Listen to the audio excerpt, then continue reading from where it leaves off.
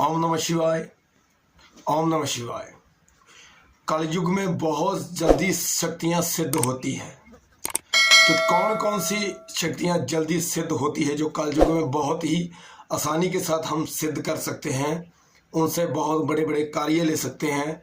और भी बहुत सारी शक्तियां ऐसी हैं जो हम आपको बताने वाले हैं। तो चलिए बढ़ते हैं, वीडियो को स्टार्ट करते हैं।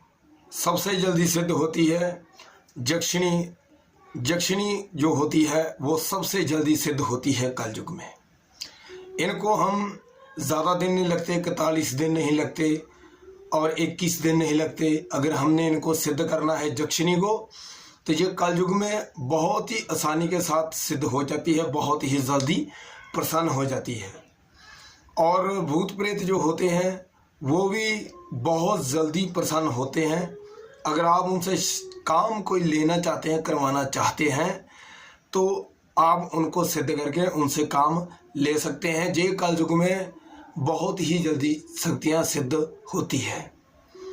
और जब बात करते हैं देवी और देवता की, जो कलयुग में अगर हम एक दिन में देवी देवता का कोई भी मंत्र जाप करते हैं, जब कलयुग ज़्यादा बढ़ जाएगा, ज़्यादा कलयुग जब हो जाएगा, तो क्या होता है कि जितने भी हमारे इस दृष्टि में आदमी हैं, जितनी भी औरतें हैं, ये सभी क्या है कि कलयुग में गलत कार्य करने में आगे रहेंगे और जो अच्छे कार्य हैं वो करने में पीछे रहेंगे। इन बातों का वर्णन हमारे ग्रंथों में, शास्त्रों में लिखा गया है कि जब कलयुग ज़्यादा बढ़ जाएगा, तो आप जब एक दिन की अगर किसी भी देवी देवता की साधना करेंगे तो वो आपके सामने प्रत्यक्षीकरण हो जाएगा। जब ज़्यादा कलयुग बढ़ जाएगा तो 1 घंटे में भी देवी देवता आपके सामने हाजिर हो जाएंगे। जिसकी भी आप साधना करना चाहते हैं वो 1 दिन में ही हो जाए। अब बात कर लेते हैं अप्सरा साधना की। देखिए, जो अप्सरा साधना है ये दूसरी शक्ति नहीं है। इनसे हम अच्छे कार्य ही ले सकते हैं, गलत कार्य नहीं। हम अच्छे कार्य ही ले सकते हैं, ना कि गलत कार्य नहीं ले सकते। तो जो भूत प्रेत, पिशाचिनी, जक्षिणी, किन्नर ये सभी है, इनसे हम गलत कार्य भी ले सकते हैं, कुछ भी करवा सकते हैं। पैसे की ज़रूरत है, पैसा लेकर आएंगे।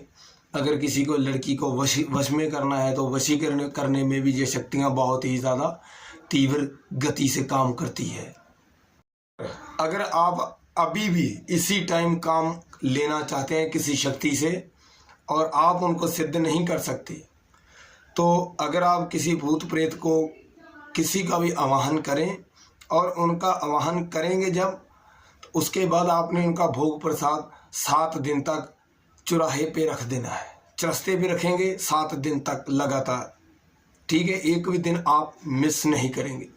7 दिन लगातार आपने उनका भोग प्रसाद रखना है। यानी कि जैसे गोश्त हुआ, ऐसे खून हुआ, ऐसे कलेजी हुई, बकरे की कलेजी हुई, मुर्गी की हुई, ये सभी ऐसे पदार्थ लेकर जब आप 7 दिन तक लगातार रखेंगे, तो आखिर में आपके सामने यही भूत प्रेत आपके सामने हाजिर हो जाएंगे और आपको बोलेंगे कि आप मुझे ये भोग प्रसाद दीजिए और बदले में मैं आपका ये काम करूँगा। तो ये भी जब हमारी डील होती है, ठीक है, जैसे हम किसी को पैसा देकर काम करवाते हैं, तो बदले में हम उनको बोलते हैं कि तुम मुझसे पैसा ले लेना और हमारा ये काम कर दीजिए, ठीक है। इनको बोलते डील हो जाती है हमारी कि आप हमें पैसा दीजिए, हम आपका काम करेंगे। तो ऐसे ही ये भूत प्रेत सभी हैं जो जिन खवात जे जब भोग प्रसाद लेते हैं तो अपना भोग प्रसाद, अपनी मनपसंद का भोग प्रसाद मांगते हैं। क्यों मांगते हैं? वो इसलिए नहीं मांगते कि हम आपका काम करके देंगे तो आप हमें भोग प्रसाद देते रहिए। जो चीज़ वो मांगते हैं, कहीं ना कहीं उनको उस चीज़ की ज़रूरत होती है। उसकी दुनियादारी में वो चीज़ नहीं होती जो हमसे वो भोग में लेते हैं। तो इसीलिए हमसे वो भोग लेते हैं, वही भोग लेते हैं जिस भोग की उनको ज़रूरत होती है, ठीक है। ऐसे नहीं कि जो आज वो भोग दे दिया अपनी मर्जी से, नहीं, वो भोग मांगेंगे आपसे, ठीक है। तो ऐसे जब वो भोग मांगते हैं तो हमको देना पड़ता है। कहीं ना कहीं उनको इस चीज़ की ज़रूरत होती है, तब ही जाकर हमसे वो मांग करते हैं। देखिए, जो दक्षिणी होती है वो दक्षिणी नेगेटिव ऊर्जा होती है, नेगेटिव से भरी पड़ी होती है। ऊपर तक उनके अंदर नेगेटिव शक्ति बहुत ज़्यादा होती है। कहीं ना कहीं वो नेगेटिव शक्ति जो होती है, अगर हम उनके प्रभाव में आ जाते हैं तो उनकी जो नेगेटिव शक्ति होती है वो कहीं ना कहीं हमें बर्बाद करने की कोशिश भी कर सकती है। तो इसलिए जब हम अब कोई भी साधना करने जाते हैं तो सबसे पहले आपने काल भैरव जी का मंत्र सिद्ध करने की कोशिश करनी है, वो भी सुरक्षा मंत्र सिद्ध करना है आपने, ठीक है। उसके बाद अगर सही विधि से आपने साधना करनी है, सबसे पहले आपने काल भैरव जी का सुरक्षा मंत्र सिद्ध करना है। काल भैरव जी का मंत्र सिद्ध आपने करना ही करना है। उसके बाद आपने क्या करना है, जो कि कामदेव है, कामदेव का मंत्र जाप हमने उसके बाद कामदेव जी का मंत्र जाप सिद्ध करना है, ठीक है। ये कर लिया। उसके बाद आपने गणेश महाराज जी सबसे बड़े हैं, वो गणेश महाराज जी का भी मंत्र जाप आपने करके उनको सिद्ध करने, उस मंत्र को जागृत करना है आपने, उसको जागृत करेंगे। उसके बाद आपने देखना है कहीं आपकी कुंडलिनी जो शक्ति है उसमें कोई प्रॉब्लम तो नहीं है। अगर आपकी कुंडलिनी शक्ति में कोई प्रॉब्लम हुई तो वो किसी भी शक्ति की अगर आप साधना करेंगे तो वो सिद्ध नहीं होगी। अगर आपकी कुंडलिनी शक्ति में अगर कोई प्रॉब्लम हुई, कोई भी प्रॉब्लम हुई, तो आप किसी भी शक्ति को सिद्ध नहीं कर सकते, ये मेरा दावा है, ठीक है। तो सबसे पहले आपने क्या करना है, आज्ञा चक्र जो है हमारा, ये चक्र, इसको एक्टिव रखने की कोशिश करनी है।